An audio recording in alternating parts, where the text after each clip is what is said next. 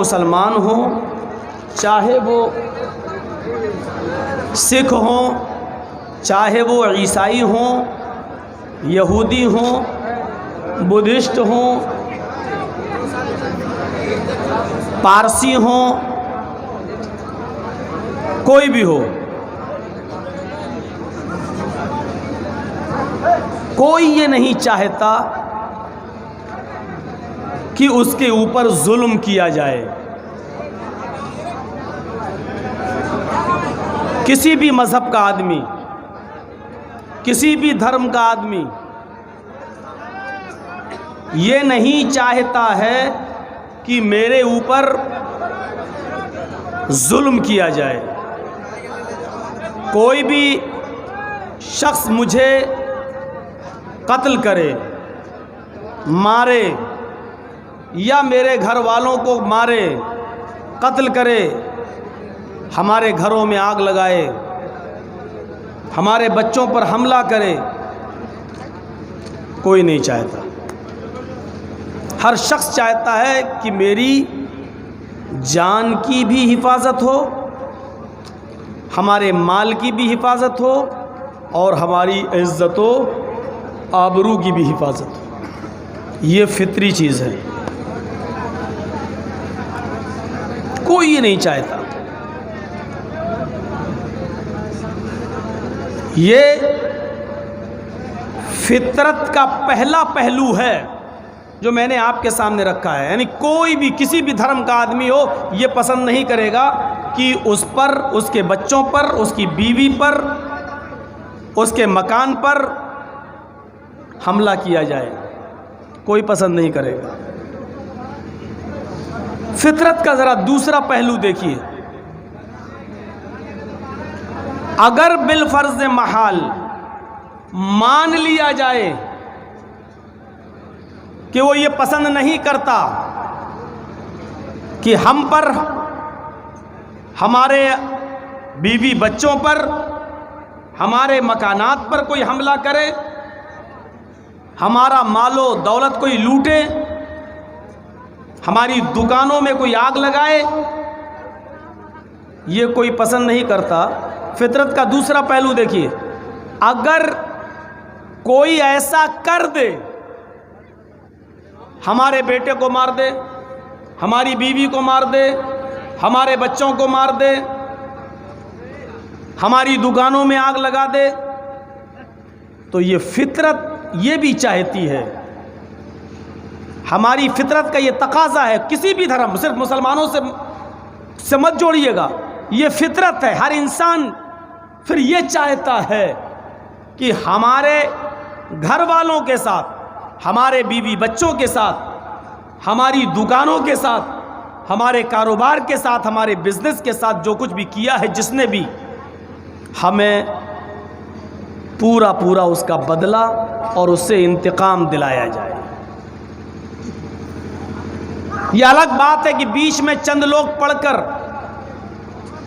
किसी तरीके से समझौता करा दें, या कुछ सियासी पार्टियां बीच में आकर ये कह दें कि जो कुछ होना था वो हो गया, अब चलो अब मिलजुल कर रहो, और हम अमन व अमान को कायम रखने के लिए किसी तरीके से उनकी ये बात मान भी लें, लेकिन अंदर से हमारा दिल इस बात को मानने के लिए और उनके इस फैसले को मानने के लिए तैयार नहीं होता है। अंदर से हम यही चाहते हैं कि हमें हमारे बेटे के कत्ल का बदला मिलना चाहिए, हमें हमारी बीवी के कत्ल का बदला मिलना चाहिए, हमें हमारी ये औलाद जिनको जुल्म व सितम का निशाना बनाया गया, जिन लोगों ने हमारे बीवी बच्चों को कत्ल किया, हमारी दुकानों को आग लगाया, हमें भी पूरा मौका मिलना चाहिए, हमें इंतकाम मिलना चाहिए। हज़ार समझौते के बावजूद भी उसके दिल की आवाज़ होती है, चाहे वो हिंदू हों या मुसलमान हों, सिख हों या ईसाई हों, सब लोग ये चाहते हैं ये चीज़ होनी चाहिए। कोई नहीं चाहता कि हमारी इज़्ज़त व आबरू, हमारे माल व दौलत, हमारी जान पर हमला किया जाए। इस्लाम इसीलिए दीन फितरत कहलाता है, क्योंकि ये जानो माल की हिफाजत की जिम्मेदारी सौंपता है, इज्जत व आबरू की हिफाजत करता है।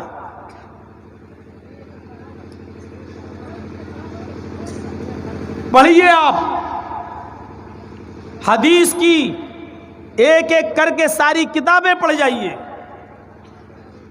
वो इस बात की भी इजाजत देता है कि पहले तुम किसी को छेड़ो नहीं, अपनी तरफ से किसी पर हमले मत करो, अपनी तरफ से किसी को जज्बाती मत बनाओ।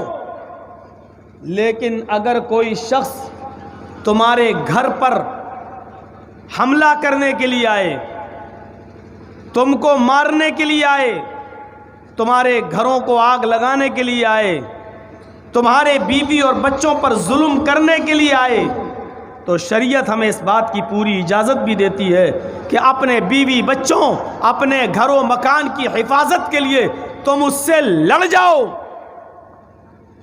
अगर लड़ते लड़ते तुमने उसको मार दिया तो तुम गुनाहगार नहीं कहलाए जाओगे, क्योंकि तुम अपनी जान की हिफाजत के लिए लड़ रहे हो, अपने घर के मालो दौलत को और इज्जत व आबरू को बचाने के लिए लड़ रहे थे।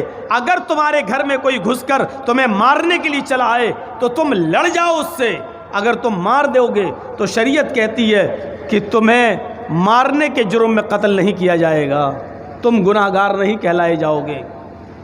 और अगर लड़ते लड़ते तुमने उसको मार दिया, कत्ल कर दिया, तो तुम मुजरिम नहीं।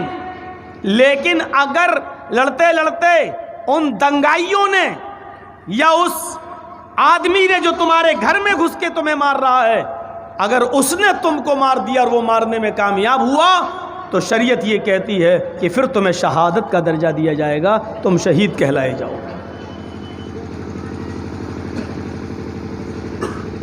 सिर्फ हमारे साथ ये मामला नहीं है, शरीयत हमारी ये कहती है, ये फितरत की आवाज़ है। कोई ये नहीं चाहता कि हमारे ऊपर जुल्म और सितम हो, कोई नहीं चाहता। हमारे देश के प्रधानमंत्री जी भी ये नहीं चाहते कि कोई हमें मारे। अगर ये चाहते होते तो सिक्योरिटी लेके नहीं चलते, पूरा एक काफिला लेके नहीं चलते। किसी को ये पसंद नहीं है कि कोई हमें मारे, यही इस्लाम कहता है।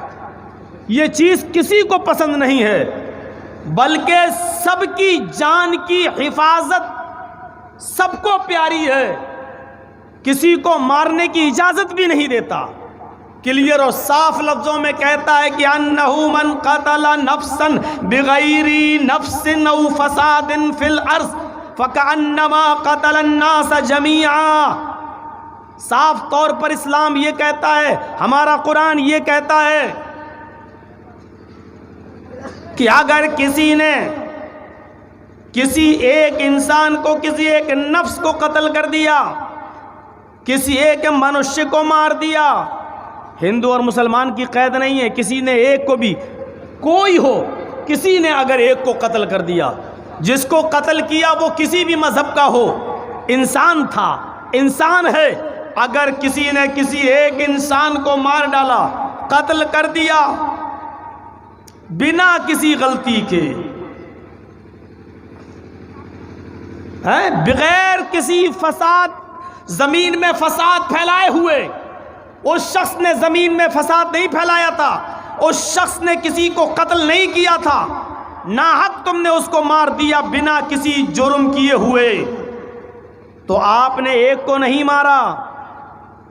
कुरान कहता है फकअन्नमा क़तलन्नास जमीआ, उस एक इंसान ने एक इंसान को नहीं मारा, बल्कि पूरी दुनिया की इंसानियत को मार डाला, पूरे विश्व की मानवता को मार डाला, पूरे विश्व की मानवता और इंसानियत को उसने ख़त्म कर दिया। किस तरीके से जान की हिफाजत कर रहा है इस्लाम? कहाँ कह रहा है कि तुम निकलो अपने घरों से और मार दो? कहाँ कह रहा है? जिस तरीके से हमें ये पसंद नहीं है कि हमें कोई मारे, उसी तरीके से दूसरे आदमी को भी ये पसंद नहीं है कि कोई उसको मारे। इसी तरीके से हमारे सिखों भाइयों को ये पसंद नहीं है कि कोई हमें मारे। इसी तरीके से बुद्धिस्टों को ये पसंद नहीं है कि कोई हमें मारे। इस्लाम दीन फितरत है, वो जानता था इस इस्लाम को नाफिज करने वाला अल्लाह रब्बुल आलमीन को मालूम था, उसको इल्म था। जब वो जानता है कि किसी को ये पसंद नहीं है, इसीलिए उसने ये कहा कि अगर तुमने किसी एक को भी मार दिया, मन कतला नफ्सन बिगैरि नफ्सिन, जबकि जिसको तुम मार रहे हो उसने किसी को मारा नहीं है, औ फसाद फिल अर्ज़, उसने जमीन में फसाद नहीं फैलाया दिल्ली वालों की तरह, गुजरात की तरह उसने फसाद नहीं फैलाया। वो बेचारा अपने घर में आराम कर रहा है। वो कोई भी हो, किसी भी धर्म का हो, अगर तुमने उसको कत्ल कर दिया तो हमारा कुरान कहता है कि तुमने एक इंसान को कत्ल नहीं किया, कतलन नास जमिया, तुमने पूरी नस्ल इंसानी को कत्ल कर डाला, पूरे विश्व की इंसानियत को, पूरे विश्व की मानवता को तुमने ख़त्म कर डाला। और जहाँ ये बात कही है वहाँ आगे चलकर एक दूसरी बात भी कह दी, वमन अहयाहा, इसी तरीके से अगर तुमने किसी एक इंसान को उसकी मुसीबत से निकाल कर उसको बचा लिया, वो मौत के नरगे में था, दंगाइयों ने उसको घेर लिया था, उसको कत्ल करना चाहते थे, उसको मारना चाहते थे, वो दौड़ता हुआ भागता हुआ तुम्हारे दरवाजे पर आया। ये मत देखो कि ये आदमी हिंदू है या मुसलमान है, सिख है या ईसाई है, बुद्धिस्ट है या पारसी है, तुमने अपने घर का दरवाज़ा खोल कर तुमने उसको बचा लिया, चाहे वो किसी भी धर्म का हो। और अगर तुम उसको बचाने में कामयाब हो गए तो तुमने एक इंसान को नहीं बचाया, अहयन्नास जमीया, तुमने पूरे विश्व की, पूरी दुनिया की इंसानियत को बचा लिया। इससे ज़्यादा जान की हिफाजत की जिम्मेदारी दुनिया में कौन सा धर्म ले सकता है, कौन सा मज़हब ले सकता है? ये इस्लाम दीन फितरत है। एक इंसान के कत्ल को पूरी दुनिया की इंसानियत का कत्ल कहता हो, और एक इंसान के बचा लेने को पूरी इंसानियत का बचाना कहता हो। इससे ज़्यादा हमारी जानों की हिफाजत करने वाला मज़हब तुम्हें कहाँ मिलेगा? जहां जान की हिफाजत नबी अल्लाह तबारक व तआला ने बताई है कि ये मत देखो कि किसको तुम बचा रहे हो, और ये भी मत देखो कि तुम किसको मार रहे हो, वहीं माल की हिफाजत भी बताई है। माल की हिफाजत, माल आपका है, आपने अपनी मेहनत से कमाया है, उसको दूसरा कैसे हथिया सकता है? और उसकी मिसाल बुखारी शरीफ के अंदर वो रिवायत आपको मिल सकती है। एक ही आदमी की जमीन एक, दावेदार दो। आए अल्लाह के नबी ये ज़मीन मेरी है, दूसरा कहता है अल्लाह के रसूल इस पर मेरा मालिकाना हक है, ये ज़मीन मेरी है। अब जाहिर बात है कि होगी तो किसी एक की, और दावे कर रहे हैं दो। जिसकी ज़मीन है उसका माल छीन कर दूसरे को कैसे दे दिया जाए, लेकिन ये पता नहीं है कि इन दोनों में से किसकी है। नबी अकरम सल्लल्लाहु अलैहि वसल्लम का फैसला दोनों मानने के लिए तैयार हैं, लेकिन आपको भी मालूम नहीं है कि इन दोनों में से असली मालिक कौन है। तो आप उन दोनों के दरमियान फैसला करने से पहले इबरत आमेज़ खिताब करते हैं और उन दोनों को नसीहत करते हुए कहते हैं कि लोगों सुनो, मैं जिसको दोनों की गुफ्तगू सुनकर मैं फैसला सुनाने जा रहा हूं, हो सकता है कि कोई ज़्यादा बोलने वाला आदमी अपनी बात अच्छी तरीके से मुझे समझा दे, हालांकि ज़मीन उसकी न हो, और ये भी हो सकता है कि एक कम बोलने वाला आदमी वो हमें अपनी बात अच्छी तरीके से समझा ना सके, हालांकि ज़मीन का मालिक वो हो। लेकिन मुझे मालूम नहीं है कि ये ज़मीन किसकी है। मैं तो तुम दोनों की गुफ्तगू सुनने के बाद फैसला करूंगा, और तुम दोनों की गुफ्तगू और गुफ्तगू का अंदाज मुझे ये सोचने पर मजबूर कर देगा कि दलीलें किसकी मजबूत हैं। दोनों ने अपनी अपनी दलीलें दी। ज्यादा बोलने वाले ने अच्छी तरीके से समझा दिया, कम बोलने वाला अपनी बात अच्छी तरीके से नहीं कह सका। आपने जमीन का फैसला कर दिया कि इस जमीन का मालिक तुम हो। जब आपने जमीन का मालिक किसी एक को बनाया, वो खुश हो गया कि जमीन का मालिक मुझे बना दिया गया, ये मुझे मिल गई। लेकिन जब वो नबी अकरम के पास से उठा तो आपने उसको ये कहते हुए, समझाते हुए आपने फरमाया, मैंने तुम्हें जमीन का टुकड़ा दिया है, ये फैसला मैंने तुम दोनों की गुफ्तगू सुनकर किया है, तुम्हारी बात मुझे ज्यादा वजनदार, ज्यादा मजबूत नजर आई, इसलिए मैंने दिया है। लेकिन हो सकता है ये जमीन तुम्हारी ना हो, ये तुम अच्छी तरीके से जानते हो तुम्हारी है या नहीं है। याद रखना, अगर ये जमीन तुम्हारी नहीं हुई, अगर तुम इस जमीन के हकीकत में मालिक नहीं हो, तो मैं तुम्हें जमीन नहीं दे रहा हूं। इन्नमा हिया क़िताअतुम मिनन नार, तो मैं तुम्हें जहन्नम का टुकड़ा दे रहा हूं। फल याखुज़हा औ यत्रुकहा, चाहो तो तुम इसको ले लो या चाहो तो इसको छोड़ दो। देखिए, नबी अकरम ने फैसला कर दिया, जमीन दे दी, लेकिन देने के बाद यह भी कहा कि तुम्हारा दिल अच्छी तरीके से जानता है कि तुम इस जमीन के मालिक हो या नहीं। अगर ये ज़मीन तुम्हारी नहीं है तो मैं ज़मीन तुम्हें नहीं दे रहा हूँ, जहन्नम का टुकड़ा। यानी मेरा फैसला हो जाने के बाद भी ये ज़मीन अगर तुम्हारी नहीं है तो तुम्हारी हो नहीं जाएगी मेरे फैसले से। ज़मीन का असली मालिक वही रहेगा जिसकी है। मेरा फैसला, मेरा हुक्म, मेरा जजमेंट, अगर तुम इसके मालिक नहीं हो तो मालिक बना नहीं देगा। दुनिया में चंद दिन तुम इस ज़मीन के मालिक हो सकते हो, लेकिन आखिरत में तुम्हें इसकी सज़ा भुगतना पड़ेगी। यही तमाम कयास आप सुप्रीम कोर्ट के फैसलों पर लगा सकते हो, बाबरी मस्जिद और राम जन्मभूमि के फैसले पर लगा सकते हो। सुप्रीम कोर्ट का फैसला सर आंखों पर हमें मानना है, सुप्रीम कोर्ट सुप्रीम है इसलिए हमें मानना है। लेकिन सुप्रीम कोर्ट अगर साथ में ये भी कह देती कि मैं मेजॉरिटी या तादाद की बुनियाद पर तुम्हारे हक में फैसला कर रहा हूं, अगर हकीकत में मंदिर तोड़कर मस्जिद नहीं बनाई गई तो हिंदू भाइयों, मेरे फैसले के बावजूद भी वो मस्जिद मस्जिद ही रहेगी। हिंदुस्तान के अंदर तुम मंदिर बना सकते हो, लेकिन मेरा फैसला किसी मस्जिद को मंदिर नहीं बना सकता। जजमेंटली के उसूल सीखना पड़ेंगे हमें मोहम्मद रसूलुल्लाह सल्लल्लाहु अलैहि वसल्लम से। फैसला आप दे रहे हैं एक आदमी के हक में, ये फैसला तुम्हारे हक में, ज़मीन तुम ले लो, लेकिन अगर हकीकत में तुम्हारी नहीं हुई तो ज़मीन नहीं दे रहा हूं, जहन्नम का टुकड़ा दे रहा हूं।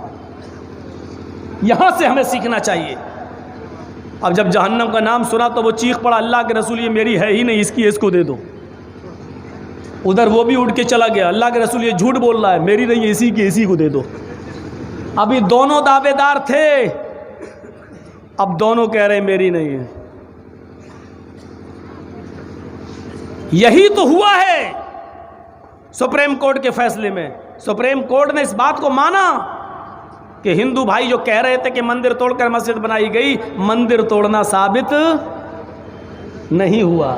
हिंदू भाई अपने पक्ष में मंदिर साबित नहीं कर पाए। फैसला किस बुनियाद पर दिया गया, हमें सुप्रीम कोर्ट की बात मानना है बस। फैसला क्यों हुआ वो हमें नहीं मालूम, मानता हूं इसलिए कि सुप्रीम कोर्ट का फैसला है। लेकिन माल की हिफाजत देखिए कैसे कर रहे हैं अल्लाह के रसूल। अगर हकीकत में माल ये जमीन तुम्हारी नहीं तो जहन्नम का टुकड़ा है, यानी तुम किसी का हक ना हक तरीके से दबा रहे हो, ये तुम्हारे लिए सही नहीं है, जहन्नम का टुकड़ा दे रहा हूं। इस तरीके से माल की हिफाजत किया करते थे नबी अकरम सल्लल्लाहु अलैहि वसल्लम। हर इंसान चाहता कि हमारे जान की हिफाजत हो, हमारे माल की हिफाजत हो, हमारी इज्जत व आबरू की भी हिफाजत हो। और इज्जत व आबरू की हिफाजत तो अल्लाह के रसूल ने इस तरीके से की कि एक मरतबा अपने चंद सहाबा के साथ गुजर रहे थे, किसी सहाबी के बारे में तज़किरा होने लगा और चंद सहाबियों ने अपने इंतकाल किए हुए एक सहाबी के बारे में, माइज़ इब्न मालिक अल-अस्लमी के बारे में उल्टे सीधे जुमले बोल दिए। माइज़ ने तो अल्लाह के रसूल को बताकर बहुत गलत किया कि मैंने जिना किया। अरे क्या ज़रूरत थी बताने की? ना बताता तो उसको पत्थरों से ना मारा जाता। अरे तौबा कर लेता, हमारे साथ रहता, हमारे साथ खाता, हमारी महफिल में है मौज मस्ती करता। उसने अल्लाह के नबी को बताकर बहुत गलत किया। देखा नहीं, उसको पत्थरों से मार मार के हलाक कर दिया गया, उसको कुत्ते की मौत दी गई। लफ्ज़ कुत्ता ये मौजूद है, उसको कुत्ते की मौत दे दी गई। अल्लाह के रसूल उस वक्त कुछ नहीं बोले, आप सुनकर खामोश हो गए। लेकिन कुछ और आगे बढ़े तो आपने एक मरा हुआ गधा देखा, मरा हुआ गधा जो सड़कर फूल चुका था और उसकी टांगें टाइट हो चुकी थी, तन चुकी थी। अल्लाह के नबी ने जब उस मरे हुए गधे को देखा तो फरमाया, उन लोगों को बुलाओ जो रास्ते में माइज़ इब्न मालिक अल-अस्लमी की बुराई कर रहे थे, उनके पीठ के पीछे उनके इंतकाल के बाद उनकी बुराई कर रहे थे। जब उनको बुलाया गया तो आपने फरमाया, तुम इस मरे हुए गधे का गोश्त खा लो। कहा, अल्लाह के रसूल ये क्या कह रहे हैं आप? मरे हुए गधे का? अगर ये जिंदा भी होता तब भी हराम था, मैं कैसे खा सकता था इसका गोश्त? अब तो ये सड़ गया, बदबू दे रहा है। अल्लाह के नबी ने फरमाया, अभी अभी तुमने अपने जिस भाई का गोश्त खाया है नोच नोच कर, वो इस सड़े हुए गधे से भी ज्यादा गंदा, इस सड़े हुए गधे से भी ज्यादा बदबूदार था। किसी आदमी की तुम गीबत उसके इंतकाल के बाद, या किसी इंसान की गीबत उसके पीठ के पीछे तुम उसकी बुराई कर रहे हो। अल्लाह के रसूल सल्लल्लाहु अलैहि वसल्लम ने फरमाया, ये मरे हुए सड़े हुए गधे के गोश्त के खाने से ज्यादा बुरा है। किस तरीके से इज्जत व आबरू की हिफाजत फरमाई है नबी अकरम सल्लल्लाहु अलैहि वसल्लम ने। हमें और आपको, हर आदमी को सोचना चाहिए कि जिस तरीके से हमें अपनी इज्जत प्यारी है, दूसरे की भी इज्जत है, उसको भी अपनी इज्जत प्यारी है। जिस तरीके से हमें अपनी जान प्यारी है, दूसरे को भी अपनी जान प्यारी है। जिस तरीके से हमें हमारे बच्चे प्यारे हैं, दूसरों को भी अपने बच्चे प्यारे हैं, दूसरे के लिए भी। जिस तरीके से हमें हमारी बीवी प्यारी है, दूसरों को भी उनकी बीवियां उनको प्यारी हैं। जिस तरीके से हमें हमारा मालो दौलत हमें प्यारा है, दूसरे को भी अपनी मालो दौलत प्यारी लगती है, प्यारी है। जब हमें अच्छा नहीं लगता कि कोई हमें और हमारी औलाद को मारे, उसको भी अच्छा नहीं लगता। हमें अच्छा नहीं लगता कि कोई हमारे मालो दौलत को हथियाए और कब्जा करे, उसको भी अच्छा नहीं लगता कि कोई हमारे मालो दौलत पर नाजायज कब्जे करे। हमें अच्छा नहीं लगता कि कोई आदमी हमें सरेआम रुस्वा और जलील करे, हम दूसरे को सरेआम जलील कर रहे हैं, उसको भी अच्छा नहीं लगता। मेरे प्यारे साथियों, ये सिखाया था मोहम्मद रसूलुल्लाह ने कि जिस तरीके से तुम अपनी जान की हिफाजत प्यारी समझते हो, दूसरे की भी जान की हिफाजत करो, वो भी प्यारी है। यह सिखाया था इज्जत व आबरू की हिफाजत करना, मालो दौलत की हिफाजत करना। ये 3 मिसालें हमने आपके सामने दी हैं। जान की हिफाजत की जिम्मेदारी, मन क़तल नफ्सन बिगैरि नफ्सिन औ फसादिन फिल अर्ज़। माल की हिफाजत, ज़मीन वाला वाक़या। इज़्ज़त व आबरू की हिफाजत, माइज़ इब्न मालिक अल-अस्लमी की गीबत कर रहे थे और अल्लाह के रसूल ने कहा कि मरे हुए सड़े हुए गधे के गोश्त से ज़्यादा गंदा खाना तुम अभी खा कर आए हो, जो तुम अपने भाई की गीबत कर रहे थे उसके पीठ के पीछे। ये इस्लाम ने हमें सिखाया। हिंसा कब होती है? जब हमें अपनी जान प्यारी हो और दूसरे की जान प्यारी ना हो। हिंसा कब होती है? जब हमें अपना माल महबूब हो, दूसरे के माल को हम महबूब ना समझें। हिंसा कब होती है? जब हमें अपनी इज्जत प्यारी हो और दूसरे की इज्जत को इज्जत ना समझें। उसके असबाब मैंने बता दिए। हिंसा और फसाद जो फैलता है समाज में और सोसाइटी में, उसकी एक वजह यह होती है कि हम अपने मजहब की तारीफ में दूसरे मजहब को गालियां देने लगे और दूसरे मजहब पर जबरदस्ती अपना मजहब थोपे। चल चल कलमा पढ़ ला इलाहा इल्लल्लाह।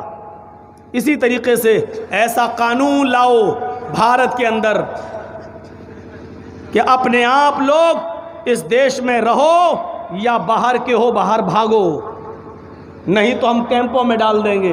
और कैंपों में तो भेड़ और बकरियां घरों में ज़्यादा अच्छी रहती हैं, कैंपों में तो उससे बुरी हालत। अब मजबूर होकर पाकिस्तान तुम्हें लेगा नहीं, अफ़गानिस्तान तुम्हें लेगा नहीं, बांग्लादेश तुम्हें लेगा नहीं, कैंपों में तुम रहना नहीं चाहोगे, बुरी ज़िंदगी जियोगे नहीं, इसलिए मजबूर होकर तुम धर्म परिवर्तन करोगे, जिसका नाम दिया गया घर वापसी। घर वापसी ये नाम दिया गया। आओ अपने घर में वापस आ जाओ। तुम सब पहले राजपूत ही तो थे, तुम सब पहले यही तो थे, तुम सब पहले हिंदू तो थे।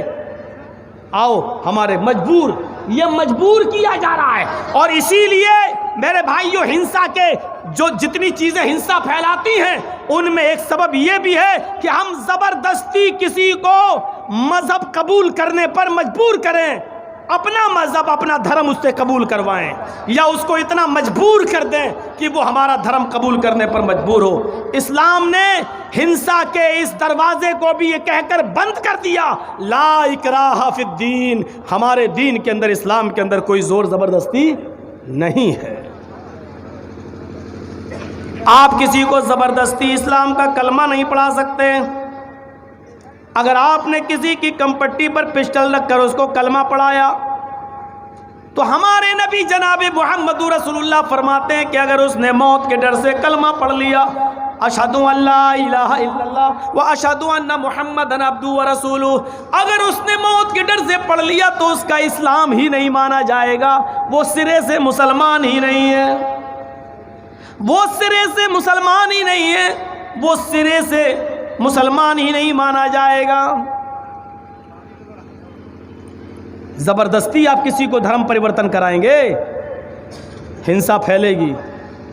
मान लीजिए आपने मुझसे जबरदस्ती कहा ए जैनी बन, ए बुद्धिस्ट बन, ए हिंदू बन, और हमने कहा नहीं नहीं बनेंगे, आपने मार दिया, मेरा पूरा खानदान, मेरा पूरा कबीला आपका दुश्मन, मेरे भाई को मारा, अब ये हिंसा का दरवाज़ा खुल गया, फसाद का दरवाज़ा खुल गया। ज़बरदस्ती किसी को धर्म परिवर्तन कराना, उस पर अपने धर्म को ज़बरदस्ती थोपना, मेरे भाइयों, ये हिंसा फैलाने की बुनियादों में से एक अहम बुनियाद है। यहाँ से हिंसा फैलती है। इस्लाम ने इस दरवाजे को भी ये कहकर बंद कर दिया, ला इकराहा फिद्दीन। सुनो, इस्लाम कबूल करने में जोर ज़बरदस्ती मत करवाना, मजबूर करके किसी को इस्लाम का कलमा मत पढ़ाना। जिसका दिल चाहे वो कुशादा दिली के साथ इस्लाम कबूल कर ले, और जिसका दिल ना चाहे वो इस्लाम कबूल न करे। तुम किसी को मजबूर मत करना इस्लाम कबूल करने के लिए।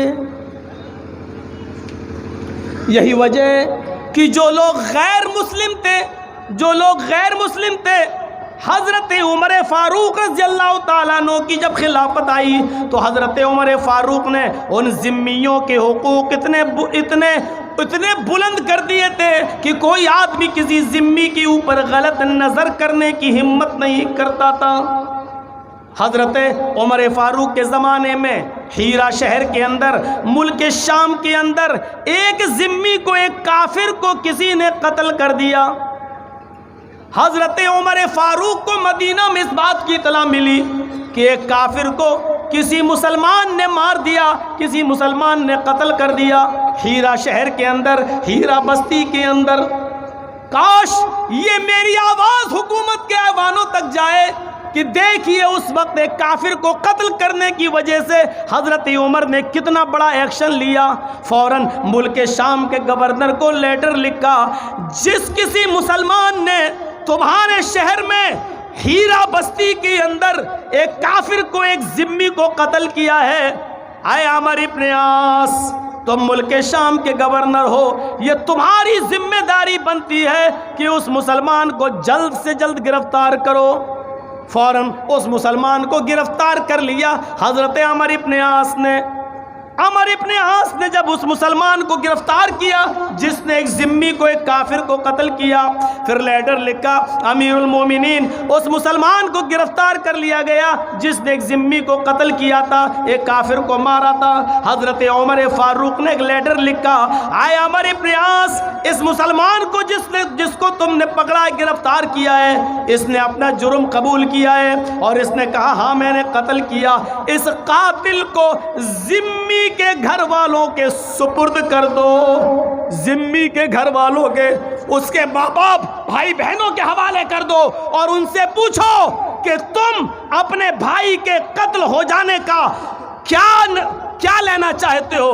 अगर वो माल ले, दैत लेना चाहे तो भारी भरकम दैत लेकर इस मुसलमान कातिल को छोड़ दो, और अगर वो अपने भाई के कत्ल के जुर्म में इसके कत्ल के ऊपर आमद हो तो फिर तुम, ये जिम्मेदारी तुम्हारी ऊपर आयद होती है। आए आमिर इब्ने आस, उस मुसलमान को भी कत्ल कर दो क्योंकि उसके घर वाले अगर राजी ना हो।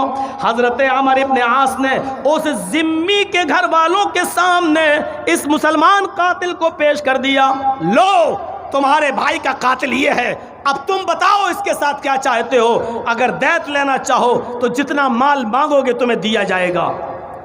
उन जिम्मियों ने क्या कहा, उन काफिरों की जानिब से आवाज उठी, आए आमिर इब्ने आस, हमें खून का बदला खून चाहिए, हमें मालो दौलत नहीं चाहिए, हमारा भाई मारा गया, हमें खून का बदला खून चाहिए। आमिर इब्ने आस ने काफिरीन को भी कत्ल किया जाएगा, लिहाजा एक दिन मुतय्यन किया गया और उस मुसलमान कातिल को काफिर के कत्ल के जुर्म में उसको भी कत्ल कर दिया गया। मेरे भाइयों, हिंसा भड़काने की कोशिश की गई। हजरत उमर फारूक के अदलो इंसाफ ने, आमिर इब्ने आस के अदलो इंसाफ ने उस फसाद को, उस हिंसा को वहीं पर ख़त्म कर दिया। ऐसा शानदार दौर तारीख कभी फरामोश नहीं कर सकती, भुला नहीं सकती। और जब जब फसाद के और हिंसा के वाक़यात होंगे, महात्मा गांधी का ये कौल हमेशा याद किया जाएगा जो सत्य और हिंसा के अंदर उन्होंने कहा है कि इस देश के अंदर खून खराबा बंद करना चाहते हो, अमन और शांति चाहते हो, तो उमर फारूक का अदल, उमर फारूक का इंसाफ कायम कर दो। किसने कहा? गॉडसे ने? नहीं। किसने कहा? सावरकर ने? नहीं। किसने कहा? महात्मा गांधी ने। यह देश गॉडसे का नहीं है, ये देश सावरकर का नहीं है, ये देश महात्मा गांधी का है। इस देश की स्थापना करने वाले गांधी जी के इस कौल को मैं भरे मजमे में सुना रहा हूं। क्या कहा था? इस देश में अमन, इंसाफ, शांति अगर कायम करना चाहते हो, शांति, खून खराबा अगर बंद करना चाहते हो, तो उमर फारूक का अदल, उमर फारूक का इंसाफ कायम करो। जबरदस्ती किसी को धर्म कबूल कराओगे, हिंसा फैलेगी। और एक हिंसा तब फैलेगी जब आप किसी को धर्म कबूल तो नहीं करवा रहे हैं, लेकिन दूसरे धर्म को आप बुरा भला कह रहे हैं, दूसरे धर्म के बुजुर्गों को, उनके महान पुरुषों को आप गाली दे रहे हैं, हिंसा फैलेगी। कोई भी हो, मैं मुसलमान होकर अगर हिंदू या सिख धर्म या जैन धर्म को बुरा कहूं या उनके बुजुर्गों को गाली दूं, हिंसा फैलेगी। कोई हिंदू भाई, कोई सिख भाई हमारे नबी को या हमारे सहाबा को गाली दे या उल्टा सीधा बोले तो हिंसा फैलेगी, हिंसा फैलेगी। हिंसा को फैलाने के जो असबाब हैं उनमें एक सबब यह भी है, कुरान करीम ने इस सबब को भी ये कहकर बंद कर दिया, वला तसुब्बुल्लज़ीना यदऊन मिन दूनिल्लाह फयसुब्बुल्लाह उदवन बिगैर इल्मिन। लोगों, तुम दूसरे मजहब के लोगों को गालियां मत देना, उनके महान पुरुषों को गालियां मत देना, उनको जो अल्लाह के अलावा दूसरों की इबादत कर रहे हैं। वला तसुब्बुल्लज़ीना यदऊन मिन दूनिल्लाह, जो अल्लाह के अलावा दूसरों की इबादत कर रहे हैं यानी गैर मुस्लिम है, तुम उनको, उनके बुजुर्गों को, उनके मजहब को गाली मत देना। अगर तुम उनके बुजुर्गों को गाली दोगे तो वो बगैर इल्म के, जिहालत की बुनियाद पर फयसुब्बुल्लाह, वो तुम्हारे असली रब को, वो तुम्हारे हकीकी खुदा को गालियां देंगे। जाहिर है जब हम रामचंद्र जी को बुरा कहेंगे तो लोग हमारे रब को भी बुरा कहेंगे, जब हम महावीर जी को बुरा कहेंगे लोग हमारे नबी को भी बुरा कहेंगे। कुरान करीम ने हिंसा के इस दरवाजे को ये कहकर बंद कर दिया है कि तुम दूसरों के धार्मिक बुजुर्गों की इज्जत करो ताकि लोग तुम्हारे असली रब की इज्जत करें, तुम्हारे असली नबी मोहम्मद रसूलुल्लाह की इज्जत करें। जब तुम दूसरों की बेइज्जती करोगे तो फिर जहालत की बुनियाद पर बगैर इल्म के वो तुम्हारे बुजुर्गों को गालियाँ देगा। हमें कुरान करीम की और अल्लाह के रसूल की हदीस की ये तालीमात आम करने की ज़रूरत है। दिल्ली में जो हुआ वो मज़हब की बुनियाद पर ही तो हुआ, धर्म की बुनियाद पर हुआ। हिंदू मुसलमान। मेरे भाइयों, ये जो कुछ भी हो रहा है, ये फसाद, ये चिंगारी निकली कहां से? ये चिंगारी सीधे सीधे उस डायलॉग से निकली है कि बांग्लादेश, पाकिस्तान, अफगानिस्तान से जो प्रताड़ित होकर आए हैं भारत, जो जुल्म व सितम का निशाना बनकर आए भारत, हम उनको शरण देंगे, नागरिकता देंगे। कोई फसाद नहीं था इस जुमले में, लेकिन फसाद कहां से फैला? धर्म की बुनियाद पर जब बंटवारा किया गया, हम हिंदू को देंगे, बुद्धिस्ट को देंगे, पारसी को देंगे, जैनी को देंगे, क्रिश्चियन को देंगे, सिख को देंगे, मुसलमान का नाम नहीं लिया गया। ये धर्म का जब बंटवारा किया गया तो यहीं से चिंगारी निकली, और ये उसी चिंगारी की शुरुआत है जो एक आग का लावा बनकर दिल्ली की सड़कों पर पहुंच चुकी है। मेरे भाइयों, इसीलिए कुरान करीम ने कहा धर्म होता है, तुम दूसरों के धर्मों की इज्जत करोगे, दूसरे लोग तुम्हारे धर्म की भी इज्जत करेंगे। ना तुम चिंगारी लगाए होते, ना वो लावा भड़कता, ना वो आग बनती। ये चीज़ है, हमें भी बहुत बच के बोलना पड़ रहा है। बोरियो वालों, गलत मत समझना। देख रहे हो ना, इंडिया टीवी वाला हाथ धोकर नहीं, नहा धोकर मेरे पीछे पड़ा हुआ है। कैसे कैसे डायलॉग दिखा रहा है, वो कटिंग कर करके दिखा रहा है। मैं समझता था कि थोड़ी बहुत इंसानियत होगी, लेकिन ये तो बहुत ही बड़ा चमचा निकला, बहुत बड़ा चमचा। और अक्सर लोग ऐसे ही अब हो गए हैं, और ये आम मीडिया वालों की तरफ इशारा कर रहा हूँ। पैसों के लालच में बॉस से पैसा मिल रहा। बॉस, मैं बॉस क्या दिया हूँ, आप अक्लमंद है, समझ गए हो। बॉस से पैसा मिल रहा है, और इस बॉस से पैसा मिलने के लालच में इस हद तक गिर गए कि यकीन मानिए कि अपनी माँ, बहन, बेटियों की इज्जत व आबरू तक बेच देंगे। ये सूरत हाल है आज, ये सूरत हाल हमारे मुल्क को कहाँ ले जाया जा रहा है। बार बार मैं बोल रहा हूँ, हमारा मुल्क, आए अल्लाह हमारे मुल्क की हिफाजत फरमा। ये नहीं दिखेगा इंडिया टीवी वाले को, ये दिखेगा ही नहीं, अंधा हो जाएगा, इस वक्त सूरदास बन जाएगा। उसको क्या दिखेगा? जब तुम हमें इस देश से निकालोगे, धक्के मार मार के भगाओगे, हमें इस देश का नागरिक नहीं समझोगे, तो हमारी शरीयत हमें आखिरी रास्ता भी बताती है, मारो या मरो। इसको यही दिखाई देगा।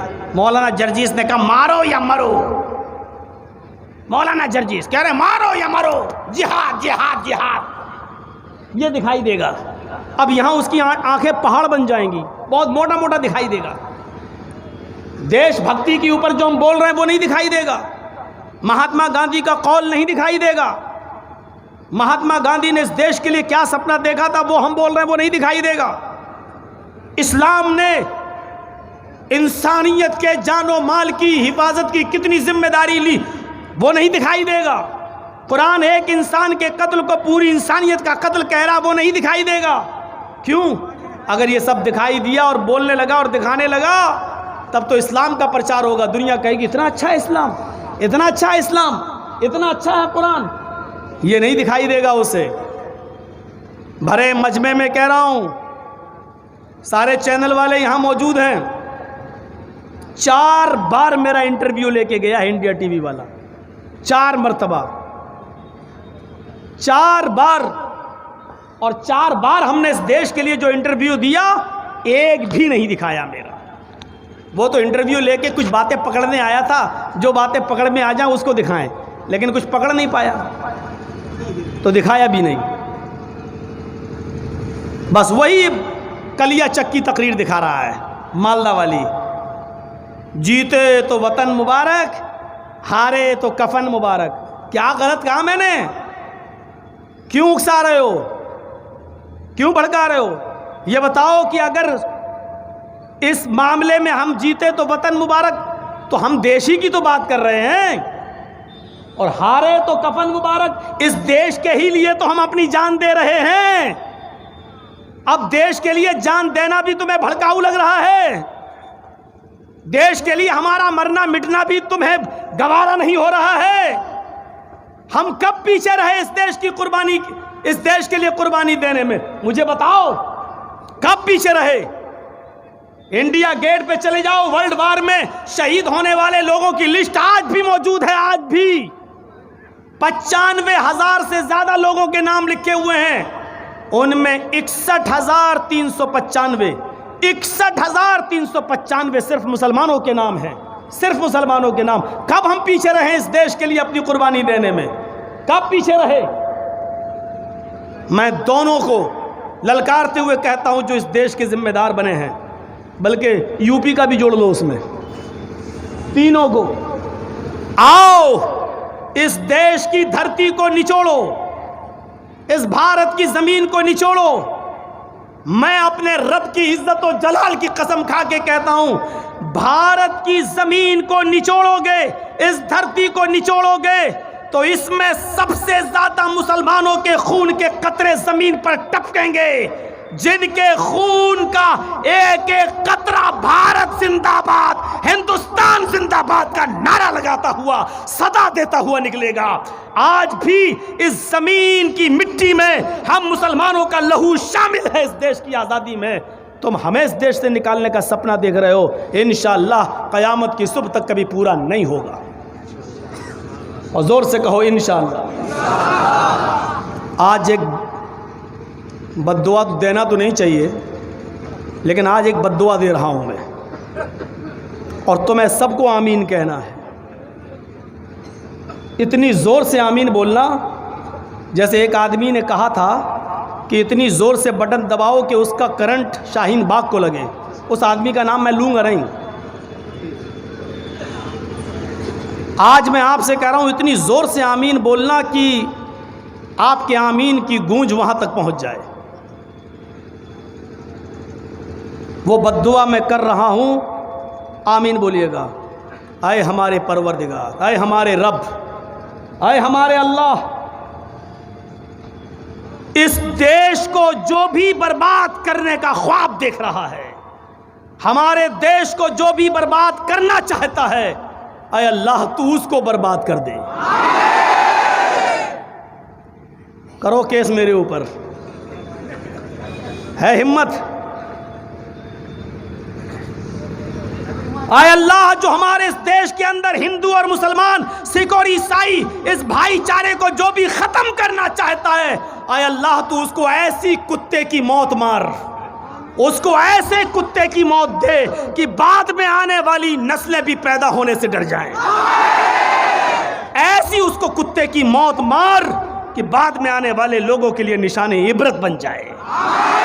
हम भाईचारे के लिए दुआ कर रहे हैं और भाईचारे को ख़त्म करने वालों के लिए बद्दुआ कर रहे हैं।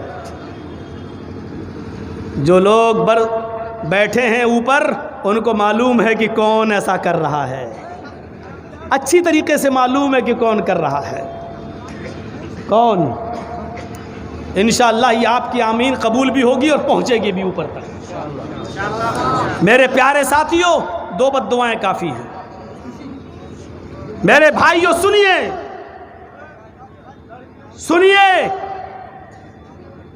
ये इस्लाम की वो पवित्र शिक्षा थी जिसने दूसरों की इज्जत व आबरू की हिफाजत करना हमें सिखाया है। अच्छा, क्या वजह थी मुझे बताइए तो?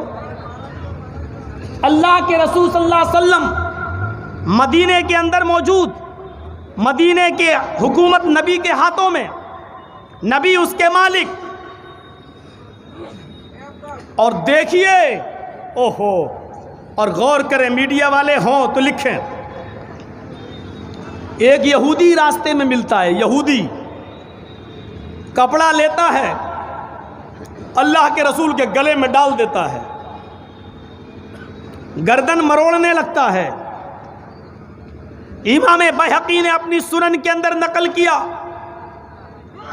अल्लाह के रसूल सल्लल्लाहु अलैहि वसल्लम का गला रुंधने लगा और फिर उसने कहा, ऐ मोहम्मद सल्लल्लाहु अलैहि वसल्लम, तुमने मुझसे कर्ज लिया था, मेरा कर्ज वापस करो।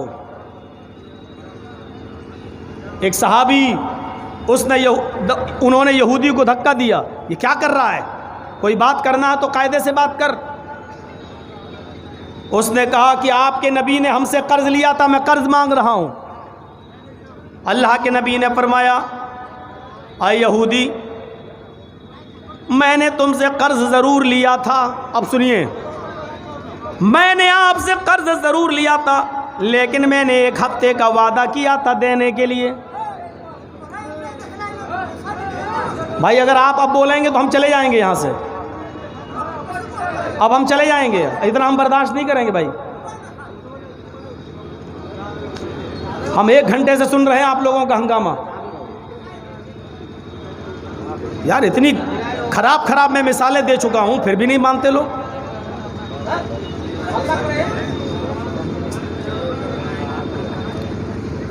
इस तरफ लोगों का भी आइंदा साल इंतजाम मत करिएगा, यही करिएगा बस। इस तरफ पीछे बैठेंगे उनको दिखेगा नहीं।